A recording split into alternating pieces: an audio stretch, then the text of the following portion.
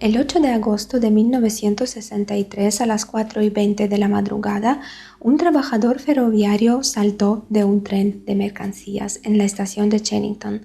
Estaba horrorizado, en pánico, corrió a la comisaría más cercana y en apenas unos minutos se emitió un mensaje a todos los puestos.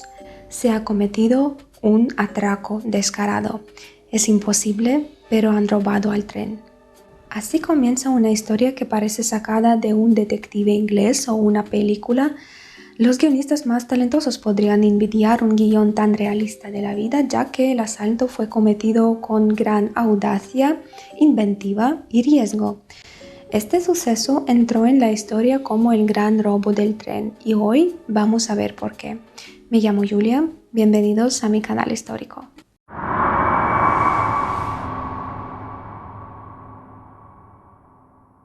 ¿Por qué razón alguien quiso robar a un tren? Era un expreso postal nocturno llamado Up Special. Salió de Glasgow, de Escocia, a las 7:10 de la tarde y se dirigió a Londres. Tenía 12 vagones con 72 empleados de la Royal Mail que clasificaron el correo durante el trayecto. Y todos los vagones eran postales y solo uno, el segundo vagón detrás de la locomotora, era el vagón de HVP de alto valor y contenía 2.6 millones de libras en efectivo, una suma de dinero monstruosa. Para que entiendan, hoy es equivalente a 46 millones de libras esterlinas. ¿Por qué esta cuantía estaba en un tren postal? El asunto es que en el Reino Unido hay dos tipos de dinero, libras escocesas y libras inglesas. Se utilizan de manera equivalente, algunas se emiten en Escocia y otras en Inglaterra. Parte de dinero inglés llega a Escocia con los turistas y periódicamente se retira de la circulación y se envía de vuelta a Londres con el fin de reciclar los billetes obsoletos y cambiarlos por los nuevos. Y al revés, de Londres a Escocia, de Escocia a Londres. Así que el segundo vagón contenía los billetes retirados del banco escocés con denominaciones de 1 y 5 libras, pero todavía no habían sido renumerados y podían fácilmente reentregarse al circuito. ¿Cómo los criminales supieron de dónde a dónde y cuándo se transportarían el dinero? El líder de la banda, Bruce Reynolds, ya había estado en la cárcel 10 años antes del evento, acusado de robos y atracos. Y una vez uno de sus compañeros de celda le contó sobre esa práctica con las viejas libras, que de vez en cuando eran eliminadas por el banco y transportadas en los trenes postales al amparo de la noche. Y qué chulo sería robar a un tren así. Parecía que hablaron y olvidaron, pero cuando Bruce Reynolds salió de la cárcel, él comenzó a planificar meticulosamente este robo, buscando a un confidente quien le diera el soplo sobre tal tren, la fecha, la ruta y tal. Y lo encontró. Y durante mucho tiempo este hombre fue conocido solo por su apodo de Ulsterman. Y hasta el final de la investigación no se pudo determinar quién era. El vagón en el que transportaban el dinero estaba custodiado por 3 empleados del correo. No llevaban armas, no habían rejillas en el vagón, no había ningún sistema de alarma y no habían cámaras de seguridad. Estamos en el año 1963. Y los asaltantes sabían que no habría ninguna seguridad seria para proteger el dinero. Debo decir que en aquel entonces los vagones con rejillas sí que se utilizaban para transportar dinero, pero en ese momento estaban en reparación y para marzo de 1963, en general, pocos meses antes de los eventos descritos, el Departamento Ferroviario de Gran Bretaña había cerrado muchas estaciones provinciales, lo que llevó al despido de miles de trabajadores y provocó numerosas huelgas. Se escribían artículos de prensa indignados y tal. Así que la industria ferroviaria en Gran Bretaña estaba pasando por tiempos bastante difíciles. Estaba todo un poco en caos y la banda se aprovechó de ello. El 8 de agosto nuestro tren partió de Glasgow hacia Londres por la tarde, haciendo varias paradas por el camino. Los trabajadores postales recogían correo, lo clasificaban en los vagones y el dinero en realidad simplemente era un equipaje adicional. El objetivo principal del tren, como siempre, era la entrega de la correspondencia. A las 3 de la mañana, mientras el tren estaba en camino, el maquinista vio una señal roja de semáforo que indicaba peligro en las vías. Él detuvo el tren. Su ayudante bajó de la cabina para saber cuál era el problema, por qué la señal estaba roja, y se dirigió a la estación de telégrafos más cercana para averiguarlo. ¿De dónde vino la señal roja? Los criminales taparon la señal verde de semáforo con una bolsa negra y llevaron consigo una linterna roja, a la cual conectaron una batería, emitiendo así la señal roja. También previamente cortaron todos los cables telefónicos en toda la zona, así que no se podía llamar a ningún lugar.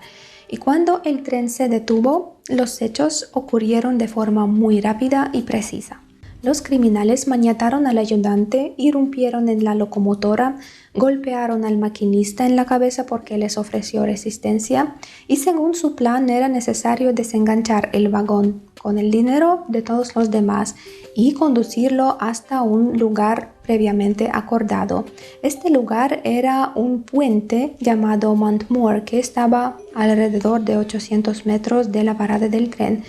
Incluso los bandidos tenían a una persona especialmente capacitada para conducir este tren hasta el puente. Pero este hombre ex ferroviario entró en pánico. Resultó que no sabía cómo manejar este tipo de locomotora, así que los criminales tuvieron que recuperar al maquinista que había recibido un porrazo en la cabeza. Lo despertaron, lo obligaron a conducir el tren hasta el puente y ahí los otros cómplices de la banda lo rodearon y entraron en el vagón con el dinero. Los 3 guardias que estaban ahí no habían notado el ataque a los maquinistas y no habían cerrado la puerta de su vagón con cerrojo. Sin mucho esfuerzo, los asaltantes los ataron y en 20 minutos, formando una cadena humana, sacaron 120 sacas de dinero. Las cargaron en un camión y en 2 Land Rovers con números idénticos. A los atados les dijeron que no se movieran durante 30 minutos y se fueron en direcciones opuestas. El resto del personal de correos ni siquiera se dio cuenta de lo que acabó de suceder. En 1 hora la banda llegó a una granja llamada Laser Slate. Aquí planeaban esconderse durante un par de semanas a la espera de que el ambiente se relajara.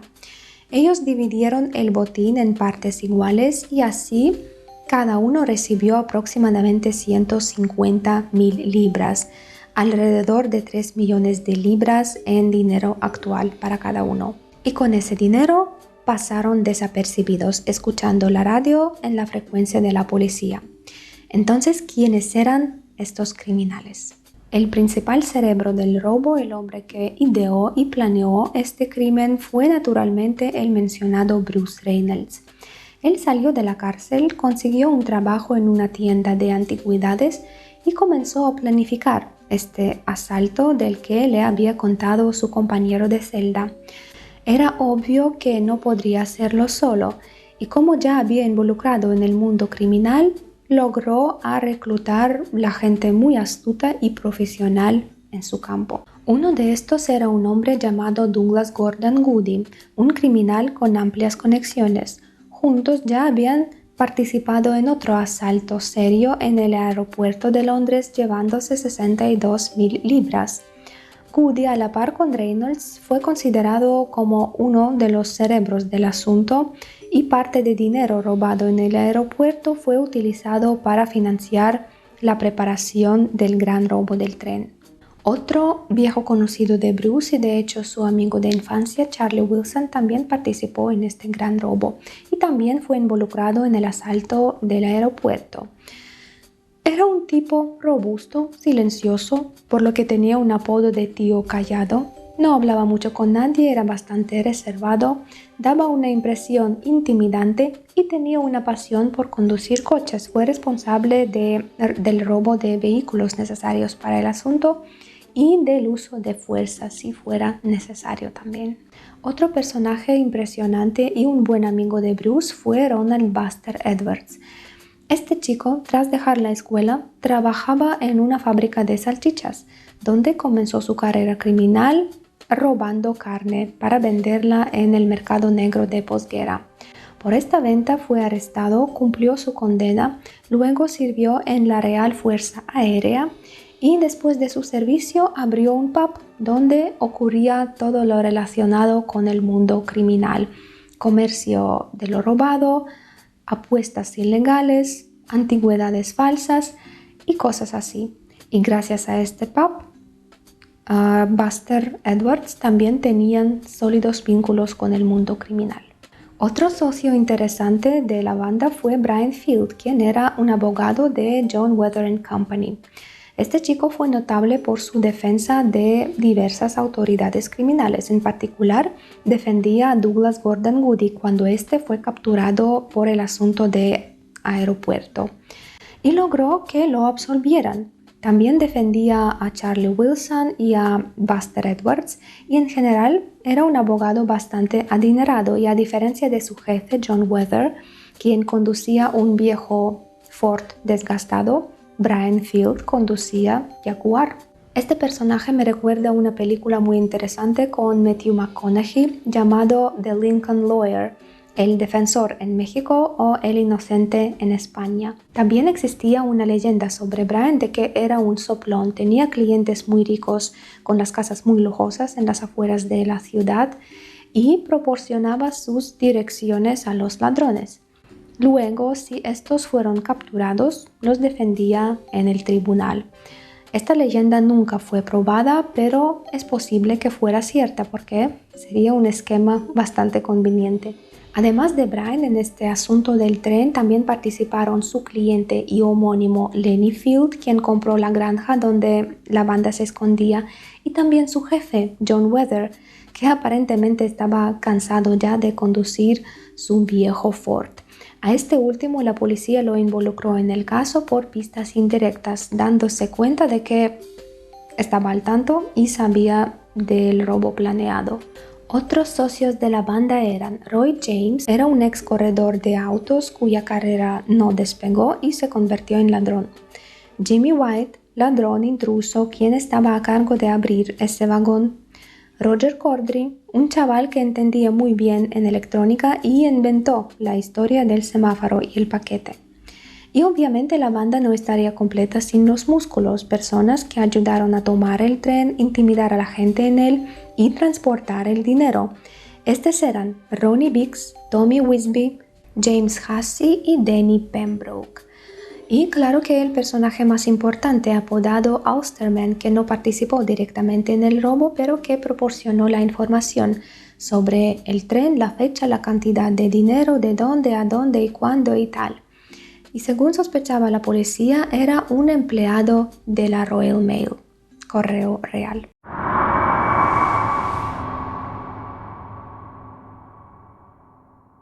Entonces estos tipos lograron sacar el botín y escaparon del lugar de crimen. Como ya he mencionado al principio, a las 4:20 de la madrugada, uno de los empleados de tren corrió a la estación cercana y le informó a la policía sobre el robo.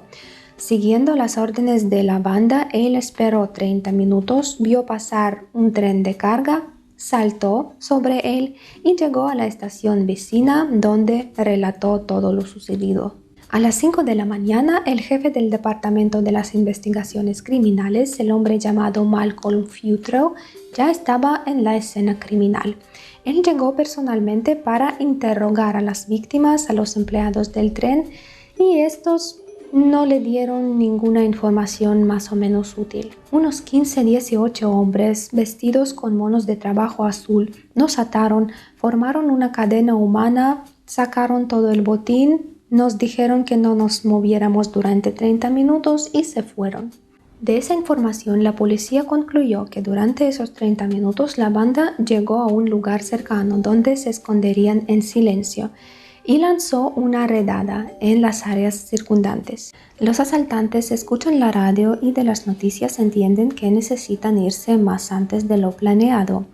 Así que solo 2 días después del robo, ellos abandonan la granja y se dispersan en diferentes direcciones.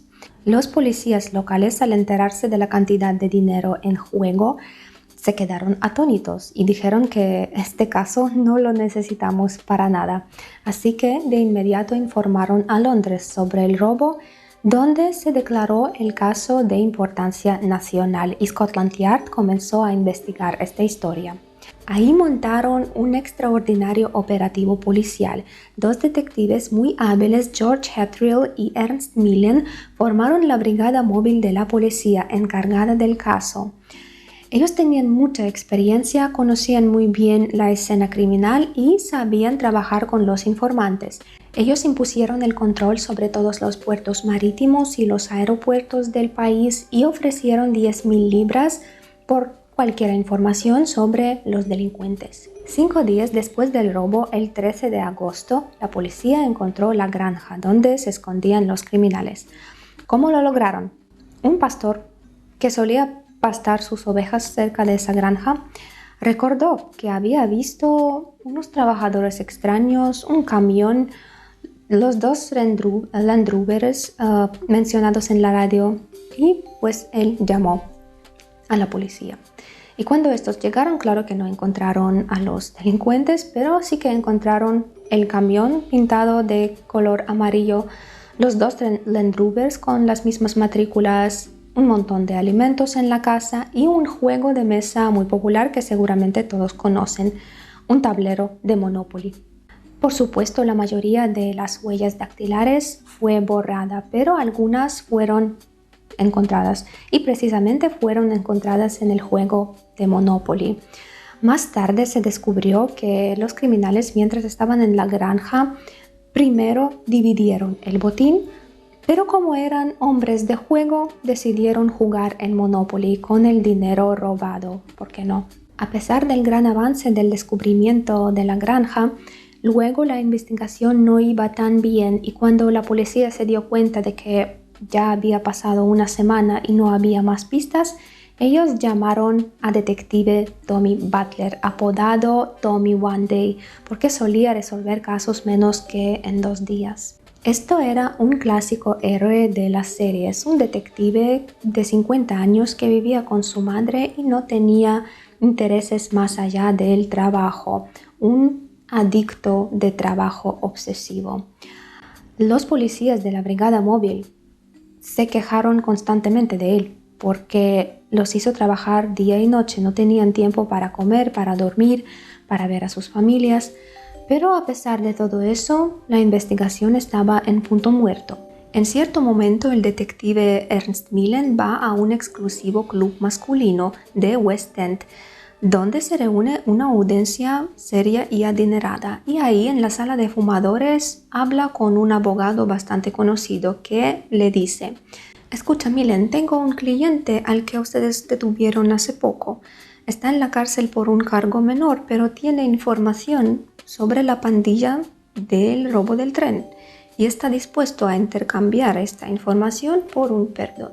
Millen informa a Scotland Yard al respecto y ellos llegan a un acuerdo. El chico no sabía todos los nombres, pero sí que conocía a una mujer que era novia de uno de los gángsteres. Pues encuentran a la novia esa y como resultado tienen un extenso expediente de una docena de personas por apellido. Pero por alguna razón eso tampoco les ayuda y la policía todavía no entiende cómo encontrar a la gente ya conocida. A menudo criticamos a los guionistas de cine porque en tales películas, cuando la investigación se estanca, interviene el azar y ayuda a la policía. Y cuando lo vemos siempre decimos, bueno, eso no pasa en la vida real. Pero sorprendentemente, eso es precisamente lo que pasa en la vida real. La señora Ethel Clark era viuda de un exoficial de policía y se dedicaba al alquilar su garaje.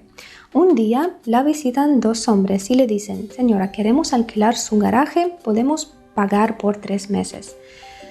Sacan los billetes de un grueso fajo de dinero y hacen el pago. La señora miraba la televisión, estaba alerta. Así que fue a la policía de inmediato y les dijo: «Conozco a 2 personas sospechosas que alquilaron mi garaje y llevaron consigo un fajo de efectivo.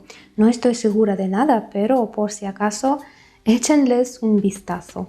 Así fueron capturados Roger Corddry, electricista con la idea de semáforo, y su amigo William Bowl, que no tenía nada que ver con el robo, pero también fue detenido y posteriormente fue sentenciado a 24 años de prisión y murió ahí de cáncer. Algunos creen que luego Roger Corddry comenzó a delatar a sus cómplices.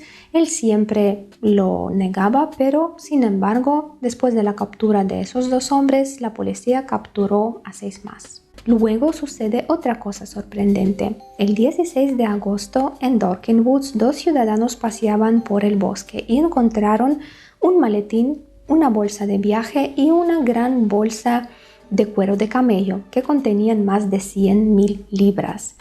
Los buenos ciudadanos ingleses no se apropiaron del dinero escondido en el bosque, fueron a la policía y ésta inspeccionó a las bolsas y además del dinero encontró un recibo de un hotel ubicado en Alemania, en los Alpes bávaros. En este recibo se indicaba que Brian Field y su esposa se hospedaron en este hotel durante cierto periodo de tiempo.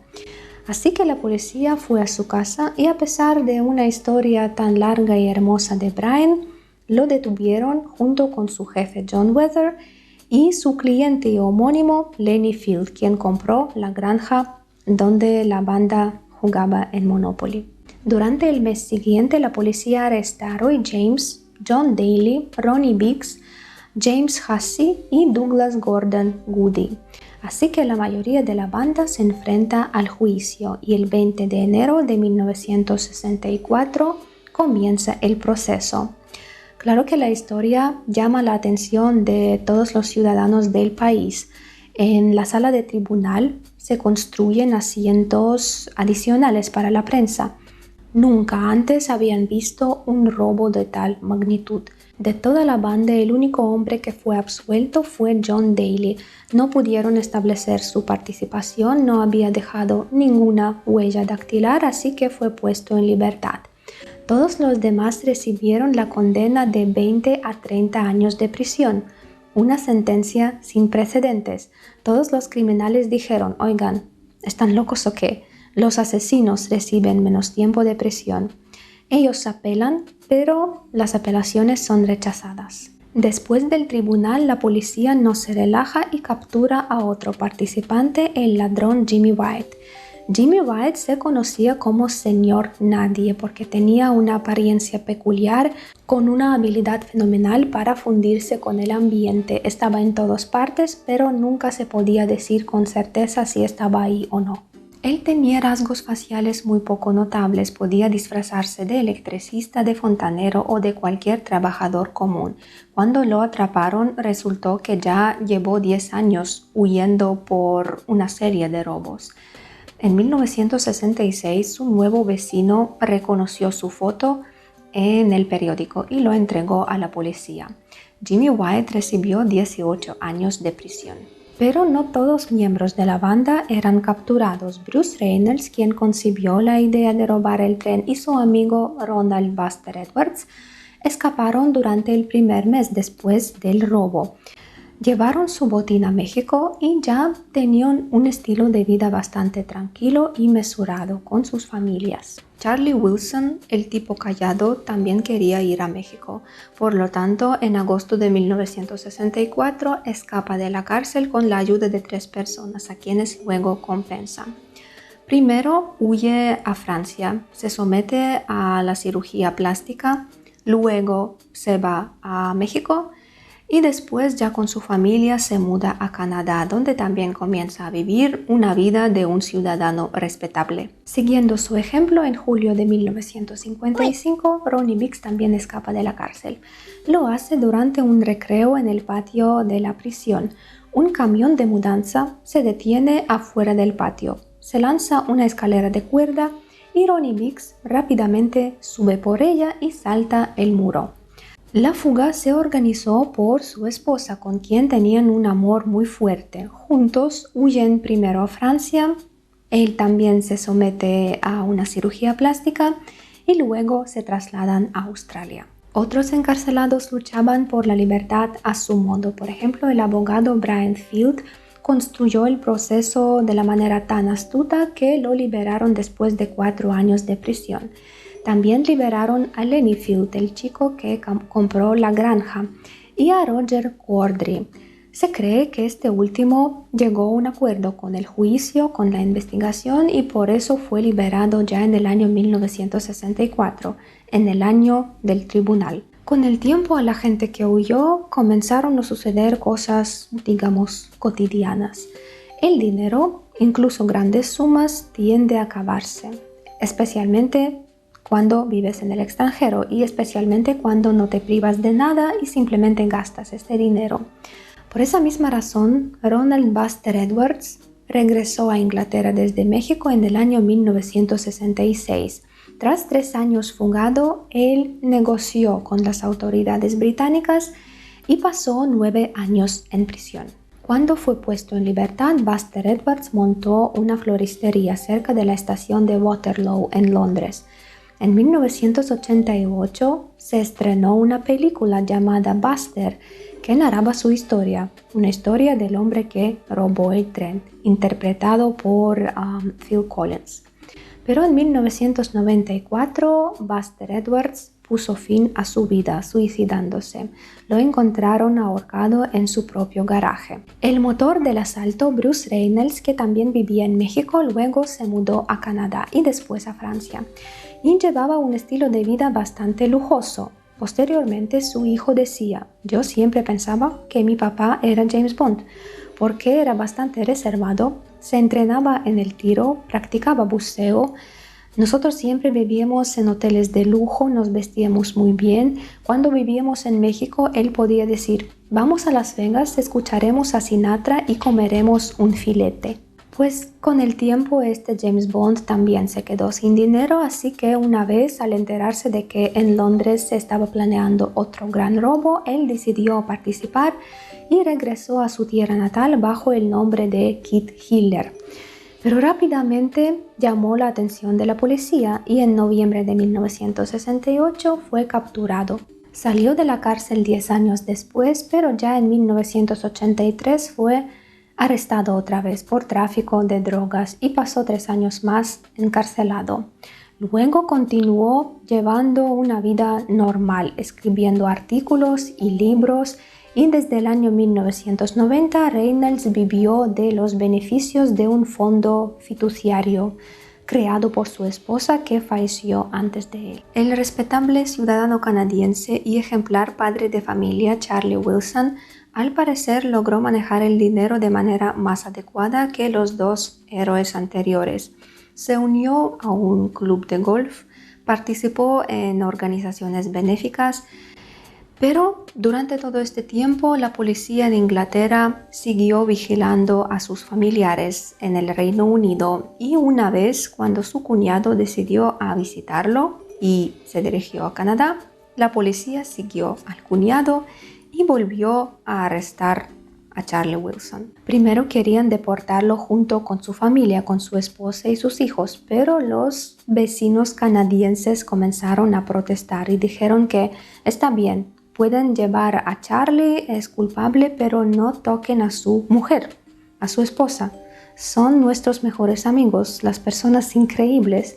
Así que su familia, su esposa y sus hijos se quedaron en Canadá por un tiempo. Cuando Charlie cumplió 1/3 de su condena y salió de la cárcel, él se mudó a la ciudad española de Marbella y continuó llevando un estilo de vida bastante rico. Pero en abril de 1990 fue asesinado a tiros. Se sospechaba de fraude relacionado con el comercio de drogas, y parece que eso fue lo que motivó a sus compañeros narcotraficantes a matarlo. Ronnie Biggs, quien escapó de la cárcel mediante la escalera de cuerda hacia Australia, se convirtió en uno de los fugitivos más célebres de todo el Reino Unido. Primero, él trabajaba de constructor en una pequeña ciudad. Luego, junto con su familia, se mudó a Melbourne, donde trabajaba de decorador en la televisión. Pero en algún momento la policía recibió información de que uno de la pandilla podía estar en Australia.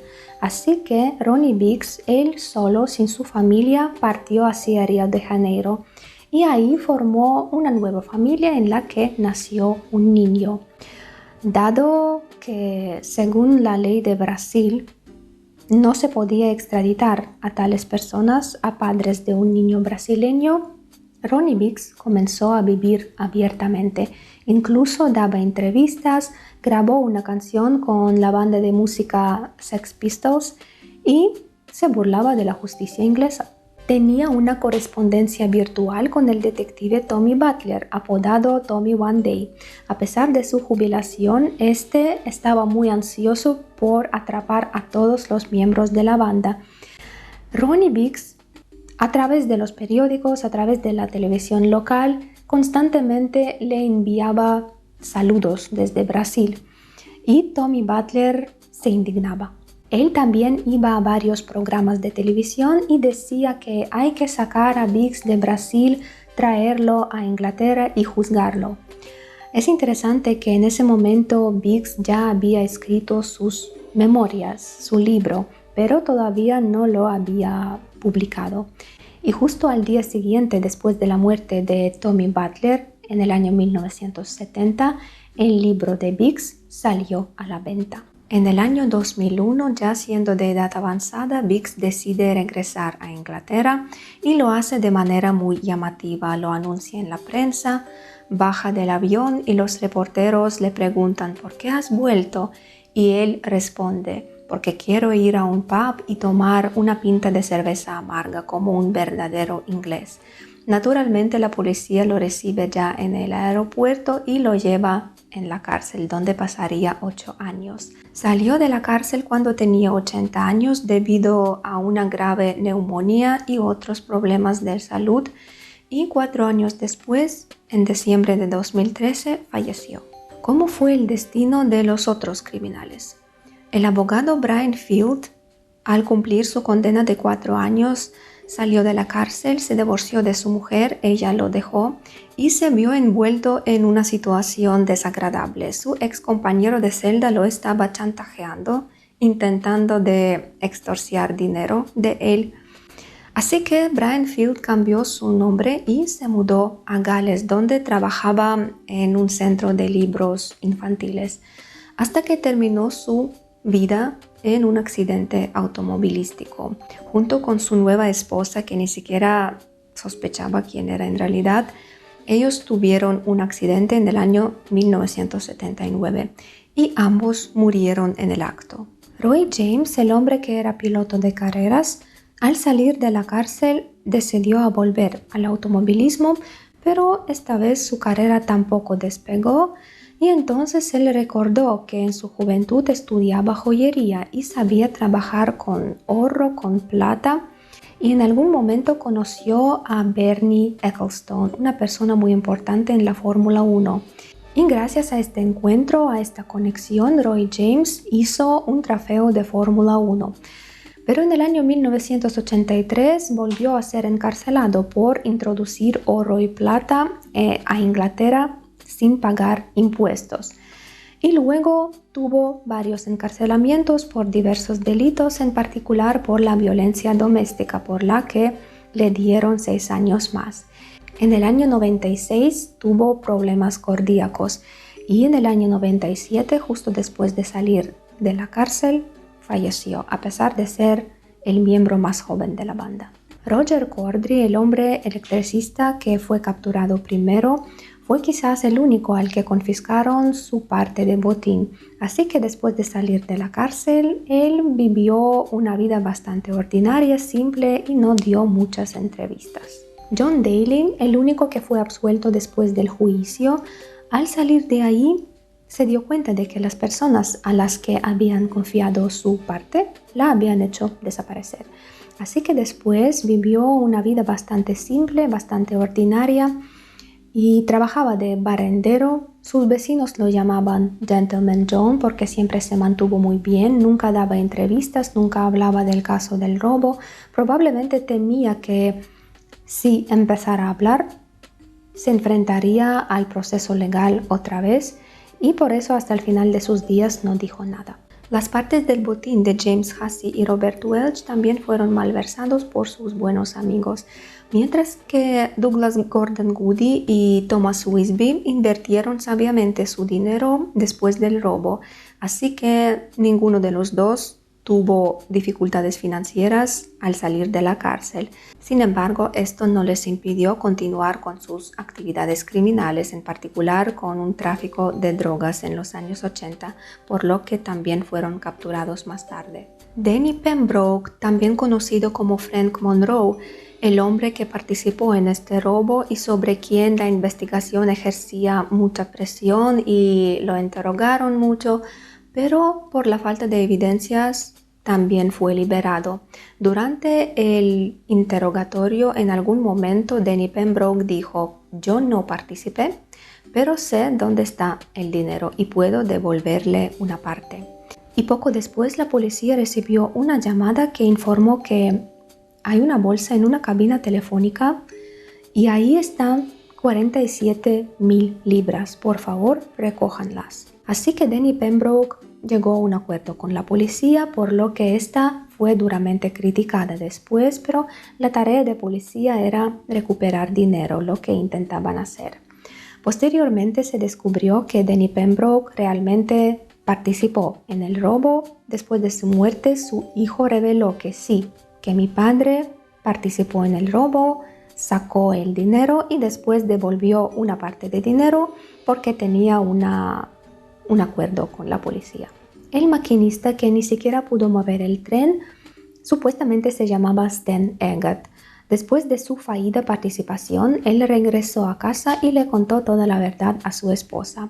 Esta, tratando de eliminar evidencias, quemó toda su ropa y durante muchos años ellos dos esperaron ser arrestados o incluso ser asesinados por los cómplices. Pero nada de esto sucedió, así que lo único que él enfrentó fue el temor constante por su libertad. Bruce Reynolds, quien luego reveló su nombre, dijo que el maquinista fue enviado a casa sin recibir dinero y por eso no hizo nada para castigarlo. Y finalmente, ¿quién fue el misterioso Ulsterman, el hombre que dio el soplo? Solo en el año 2014, Douglas Gordon Goody reveló que este hombre era Patrick McKenna, que en aquella época en realidad trabajaba en el Servicio Postal Real. Por supuesto, cuando la policía fue a buscarlo, ya había fallecido. Los hijos de Patrick McKenna se sorprendieron mucho al descubrir que su padre había sido el informante porque no vieron ningún dinero y en general Patrick McKenna murió en la pobreza. Se cree que o bien donó su parte a la Iglesia Católica o bien le robaron el dinero que recibió por la información. De todos modos, su participación nunca fue probada porque solo fueron las palabras de Gordon Goody y ya. Entonces, ¿qué pasó con el dinero robado? Durante todos los años de la investigación, la mayor cantidad que quedó en manos de policía fue la parte de Roger Corddry, que de inmediato ascendió 141,000 libras. Además, en el bosque se encontraron un poco más de 100,000 libras en las bolsas de cuero. Asimismo, 36,000 libras estaban en la furgoneta de White y otros 47,000 libras fueron dejadas en la cabina telefónica por Danny Pembroke o por uno de sus amigos. Y basándose en todo eso, la policía logró recuperar solo menos de 400,000 libras. El resto del dinero y la mayor parte en realidad fue gastado en cirugías plásticas, documentos falsos y sobornos para escapar de un país a otro. Y claro, en la vida mesurada en México, Canadá y Francia, así como también mucho fue derrochado por los familiares de los que estaban en prisión y solo los asaltantes más astutos pudieron invertir su parte de botín en bienes raíces, asegurándose la comunidad hasta el final de sus días. Sorprendentemente no se impusieron multas sobre ellos y su propiedad nunca fue confiscada.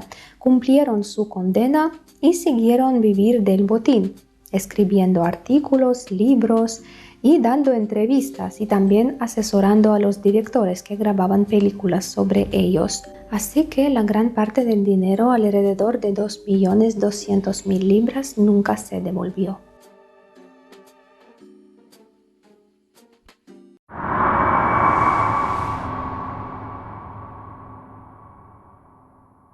Así fue la historia del gran asalto al tren. Hasta el día de hoy, al mundo entero le gusta mucho grabar películas y convertir en héroes a las personas que apenas merecen ser recordadas.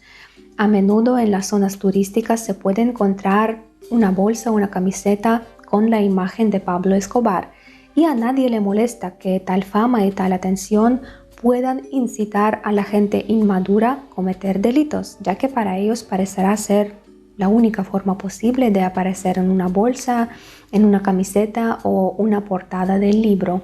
Pero la verdad es que lo único que recibe esa gente es una vida nerviosa, caótica y malgastada.